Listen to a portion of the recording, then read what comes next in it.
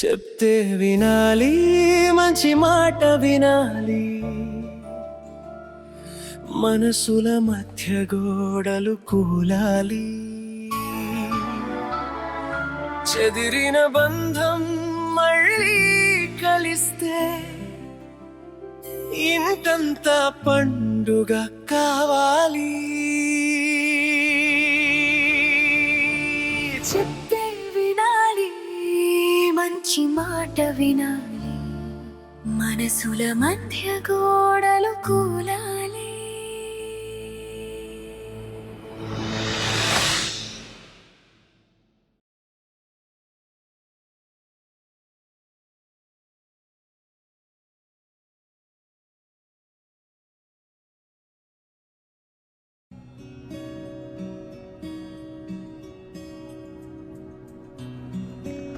ఆనంద్, ముకుంద్,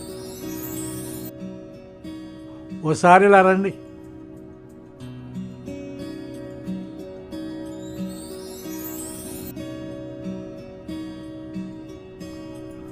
కూర్చోండి.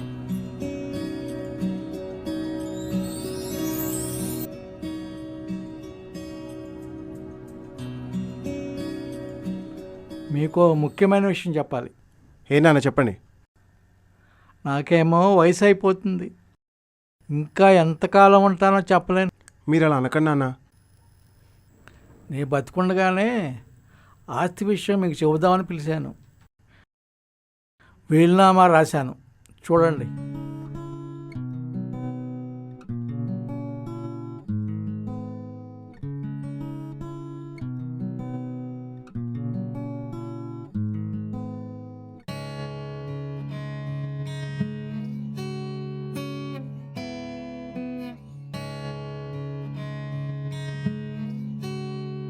అదే నాన్న తమ్ముడికి ఎక్కువ వాటా రాశారు.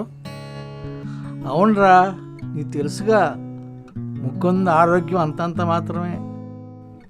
ఉద్యోగమా చేయలేడు, వాడు కూడా బతకాలి కాబట్టి కాస్త ఎక్కువ రాశాను. కానీ నేను పెద్దవాడిని కదా నాన్న, ఎక్కడైనా పెద్దవాడికి ఎక్కువ వాటా ఇస్తారు. చెప్పాను కదరా తమ్ముడి పరిస్థితి. ఏదైనా సరే నాకు ఎక్కువ వాటా రావాలి నాన్న. లేదురా, ముకుందుకు అన్యాయం చేయలేను. నాకు ఇదేం నచ్చలేదు నాన్న. ఒకసారి వీలునామా చూసి మార్చి రాయండి. ముకుంద్, నువ్వేమంటావురా?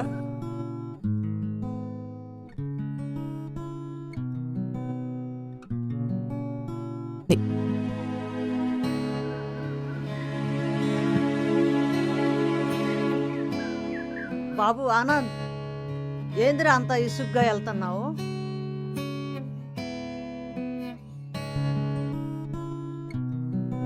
ఏమండి, ఎందుకు మన ఆనంద్ అలా ఉన్నాడు? పిలిచినా పలకకుండా మాట్లాడకుండా వెళ్ళిపోతూ ఉన్నాడు.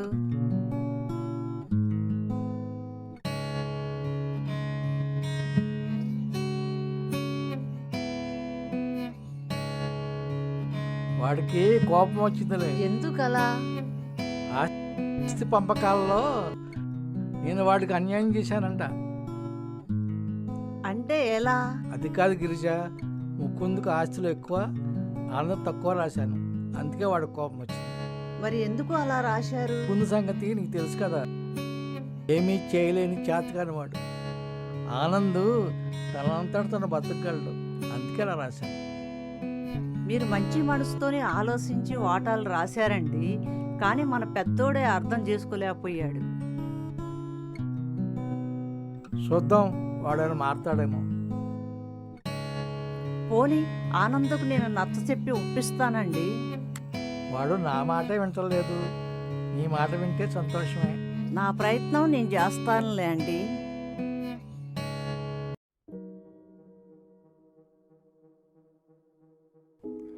ఏంటండి అదోలా ఉన్నారు? ఏమీ లేదు. లేదు, ఏదో జరిగింది. ఏం జరిగిందో చెప్పండి. మా నాన్న తన ఆస్తి పంచుతూ వీలునామా రాశారు. అందులో తమ్ముడికేమో ఎక్కువ, నాకు అది తక్కువ రాశారు. అరే, వింతగా ఉంది. అలా ఎలా రాశారు? ఎవరైనా పెద్ద కొడుకు ఎక్కువగా ఇస్తారు కదా, మీరేం అడగలేకపోయారా? అడిగాను, వీళ్ళు మార్చడం కుదరదన్నారు. ఎందుకంట? ముకుంద్కి ఆరోగ్యం బాలేదని ఏ పని చేసుకోలేడని ఎక్కువ వాటా రాశారట. ఓకే, మరేం చేద్దాం? మనకు అన్యాయం జరుగుతుంది కదా. అవును, జరుగుతుంది. అదే ఆలోచిస్తున్నా. ఏంటండి ఆలోచిస్తున్నారు? వెళ్ళి మాట్లాడండి. మామగారు ఎలాగో చెప్తే వినరు కాబట్టి కోర్టులోనే తేల్చుకుందాం. కోర్టుకెళ్తే ఆయన బాధపడతారే. మనం ఇప్పుడు బాధపడట్లేదా? మనకి ఇప్పుడు ఏదీ లేదు. వెళ్ళండి, వెళ్ళి అడగండి. అలా కాదు కానీ నాకు ఐడియా వచ్చింది. ఈ మధ్య కోర్టుకెళ్లకుండా మధ్యవర్తుల ద్వారా సాల్వ్ చేసుకుంటున్నారు. వాళ్ళకైనా డబ్బులు ఇవ్వాలిగా. మరి లారీకైనా డబ్బులు ఇవ్వాలి కదా. మీకు తెలిసిన మధ్యవర్తి ఎవరైనా ఉన్నారా? నాకు తెలిసిన ఒక మీడియేటర్ ఉన్నాడు, అతనికి చెప్పి చూస్తా. ఆలస్యం చేయకండి. మా అమ్మగారు మనసు మారి చిన్నవాడి పేరు మీద ఆస్తి మొత్తం రాసిస్తారేమో. అలా నేనెందుకు ఊరుకుంటాను?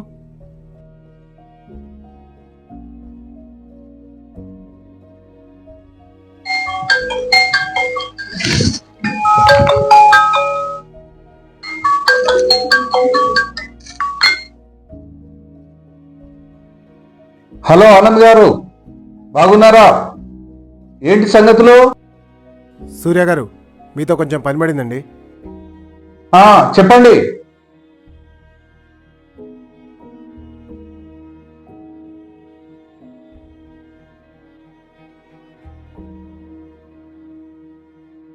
ఓ సింతేనా?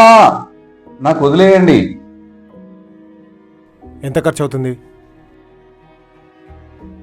ఓ 50,000 ఖర్చు అవుతుంది.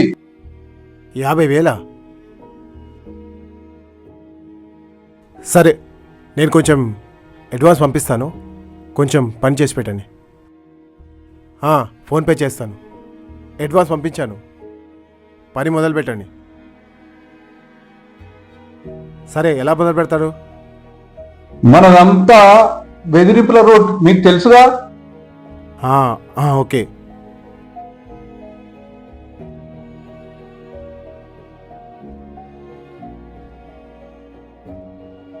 వెళ్ళండి.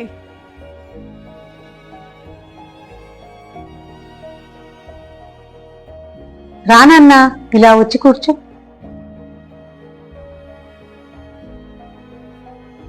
చెప్పమ్మా. మీ నాన్న నాకంతా చెప్పారురా. నిజానికి మీరిద్దరూ నా రెండు కళ్ళేరా. న్యాయంగా మీరిద్దరికి సమానంగా వాటా రావాల్సిందే. కానీ వాడు నీ తమ్ముడే కదరా. పైగా వాడికి ఆరోగ్యం సరిగా ఉండదు. అందుకే మీ నాన్న కాస్త వాటాని వాడికి ఎక్కువగా రాశాడు. పరిస్థితిని అర్థం చేసుకోరా. నువ్వు కూడా నాన్నలా మాట్లాడుతున్నావు అమ్మా. వాడు కూడా బతకాలి కదరా.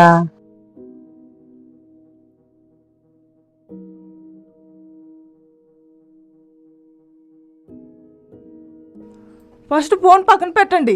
ఎందుకు, ఏమైంది? ఏమైంది ఏంది? మీరేట డబ్బులు ఇచ్చి అలా అవుతుంది. ఇంతవరకు మనం చెప్పిన పని చేశాడా? అవునే, అప్పు చేసి మరీ ఇచ్చాం.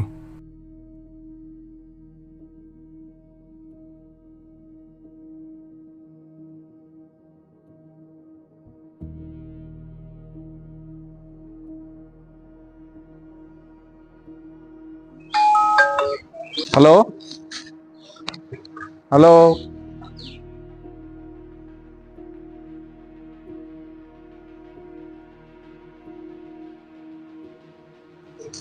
హలో అవునండి, అప్పు చేసి మరీ 40,000 ఇచ్చాను. ఏమైంది నేను చెప్పిన పని? ఇలాంటివి అంత తొందరగా తేలవు, టైం పడుతుంది. చాలా రోజులు అవుతుందిగా డబ్బులు తీసుకుని. మీరు అడిగినంత డబ్బులు ఇచ్చానుగా.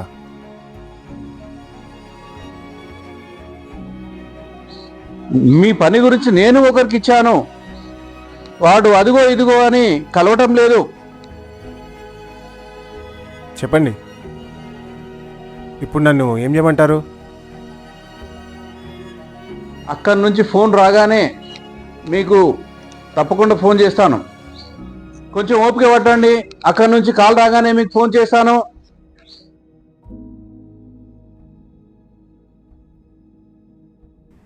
ఏమన్నాడు ఆ మీడియేటర్? ఫోన్ చేశారా?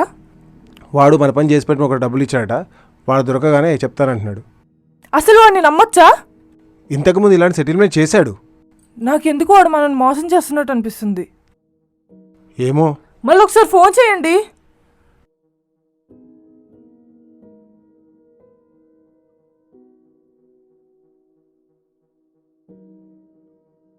ఇప్పుడేగా చేసాం, స్విచ్ ఆఫ్ వస్తుంది. నాకెందుకో అనుమానంగా ఉంది. వాడు మనల్ని మోసం చేస్తున్నాడు అనిపిస్తుంది. ఏమో అర్థం కావట్లేదు. అసలే 40,000 అప్పు చేసి ఇచ్చాం. అంత ఈజీగా ఎలా వదులుతాం? మరేం చేద్దాం?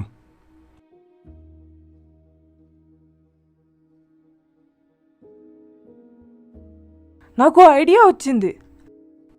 ఏంటది? ఇలాంటి విషయాలు మా డాడీ బాగా డీల్ చేస్తారు.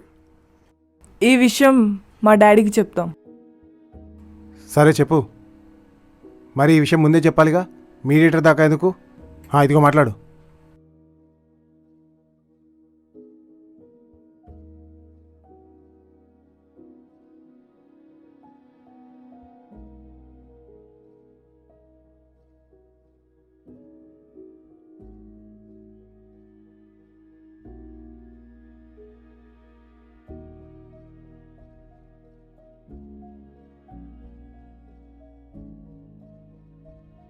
Thank you daddy.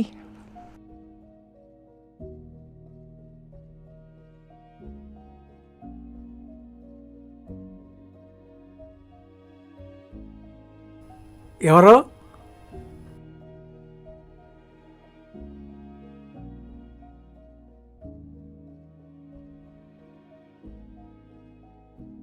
మీరా? రండి బాబు గారు, చాలా రోజులైంది మీరు వచ్చి. కూర్చోండి. అవునండి, చాలా రోజులైంది. కూర్చోండి. అమ్మా పరిమళ, మీ నాన్నగారు వచ్చారు. డాడీ,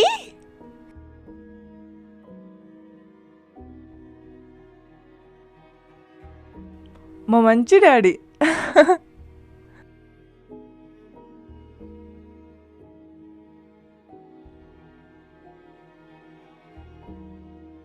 బాగున్నావా తల్లి? బాగున్నా డాడీ, బాగున్నావా? బాగున్నాను. నమస్కారం మామగారు, బాగున్నారా? అల్లుడు గారు బాగున్నారా? రండి కూర్చోండి. ఒక చిన్న పని ఉందండి, మీరు మాట్లాడుతున్నాను, నేను ఇప్పుడే వస్తాను.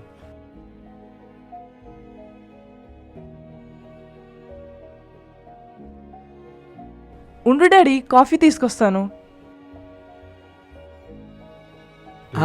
చెప్పండి బావగారు, ఏంటి విశేషాలు? మొత్తానికి మీ డొనాల్డ్ ట్రంప్ రెచ్చిపోతున్నాడుగా. అదంతా ఆ దేశం వాళ్ళ ఇష్టం. మన వ్యవహారాలు మనకు ఉన్నాయి కదా, వాటిని చూసుకుంటే చాలు. అవును బాబు గారు, మన వ్యవహారాలు మనకున్నాయి, అవి మాట్లాడడానికి ఇక్కడికి వచ్చాను. మీరేం అనుకోనంటే ఒక మాట. అయ్యో ఎంత మాట! నేను అనుకుంటాను, మీరు ఎందుకు అనుకుంటున్నారు? చెప్పండి. అది మీ ఫ్యామిలీ మ్యాటర్ అనుకోండి. అమ్మాయి అల్లుడు ఓ విషయంలో బాధపడుతుంది. ఓహో, అర్థమైంది. నేను రాసిన వీలునామా గురించి మా వాడు చెప్పాడా? మా అమ్మాయి చెప్పింది వాళ్ళకి అన్యాయం జరిగిందని. మా అల్లుడు అమ్మాయి బాధపడుతున్నారు ఆ విషయం. సరే, ఇంతకీ మీ అభిప్రాయం ఏంటి? ఈ విషయంలో జోక్యం చేసుకుంటున్నాను ఏం అనుకోకండి, మీకు పరిష్కారం చెప్దాం అనుకుంటున్నాను. ఇలా అడుగుతున్నానని అన్నిదా భావించకండి. ఆస్తి పంపకంలో మీ ఇద్దరి కొడుకులకి అంత తేడా ఎందుకో చెప్పమంటారా? ముకుంద్ చిన్నవాడు, ఏ ఆధారం లేనివాడు, అందుకే ఎక్కువ ఇచ్చాను. కానీ పిల్లలు ఏమనుకుంటారో ఆలోచించారా? పిల్లలిద్దరూ మీకు రెండు కళ్ళు కదా, వాళ్ళిద్దరికీ న్యాయం చేస్తే బాగుండేది. వాళ్ళకే అన్యాయం చేశాను ఎందుకు అనుకుంటున్నారు మీరు? రీజన్ చెప్తాను. మనం ఏం చేసినా ఎవరికి అన్యాయం జరగకూడదు. అన్యాయం జరిగిందని వారు ఫీల్ కాకూడదు. మీ పెద్ద అబ్బాయికి ఫ్యామిలీ ఉంది, భవిష్యత్తులో ఖర్చులు కూడా పెరుగుతాయి. కానీ మీ చిన్న అబ్బాయికి ఏ బాధ లేదు. మీ చిన్న అబ్బాయికి ఉద్యోగం లేదనవచ్చు, కానీ మీరు కొంత ఇచ్చారుగా, ఏదోలా బతుకుతాడు. కానీ మీ పెద్ద అబ్బాయిని చూడాలిగా. అతనికి వాటా రాశాను కదా. అతనికి బాధ్యతలు ఉన్నాయి. మీకు సంగతి తెలుసా? తెలియదే. మీ పెద్ద అబ్బాయికి ఆస్తి వాటాలో అన్యాయం జరిగిందని ఓ మీడియేటర్ దగ్గరికి వెళ్ళారు. వాడు 40,000 తీసుకొని మీ ఆనంద్ నిండా ముంచారు. అరే నాకు తెలియదే. ఇంతకీ వాడికి అంత డబ్బు ఎక్కడిది? అప్పు తెచ్చాడు, పనేమో కాలేదు. ఇప్పుడు ఆ అప్పు తీర్చారు కదా. ఇదంతా ఎందుకు జరిగిందో ఒకసారి ఆలోచించండి. తండ్రి కొడుకులు ఇద్దరు పంతాలు పట్టింపులకు పోయారు. చివరికి ఏం జరిగింది? మీ పెద్ద అబ్బాయి నష్టపోయారు. అదే మీ ఇద్దరిలో ఒకరు తగ్గి ఉంటే ఇలా జరిగేదా? మీ ఒక్కరింట్లోనే కాదు, చాలా ఇళ్లలో ఇలాంటి సమస్యలు ఉన్నాయి. అప్పు తెచ్చాడు, ఇప్పుడు ఆ అప్పు ఎలా తీర్చాలి? నేను చెప్పింది వింటానంటే నేను పరిష్కార మార్గం చెప్తాను. అది చెప్పే ముందు మా చెల్లెమ్మని, మా చిన్నల్లుని పిలవండి. అదిగో మాటలోనే వస్తున్నారు. మీ మాటలినే వస్తున్నా. నమస్కారం అన్నయ్య గారు, బాగున్నారా? నమస్తే మామయ్య.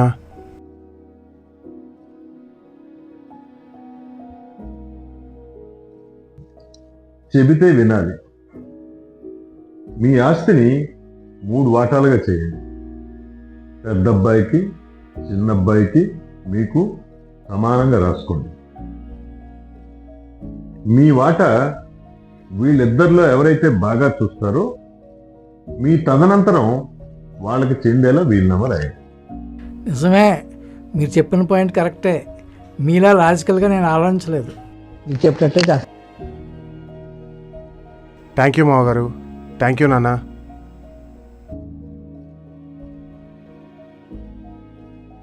చాలా థ్యాంక్స్ అన్నయ్య గారు, మా ప్రాబ్లం చక్కగా పరిష్కరించారు.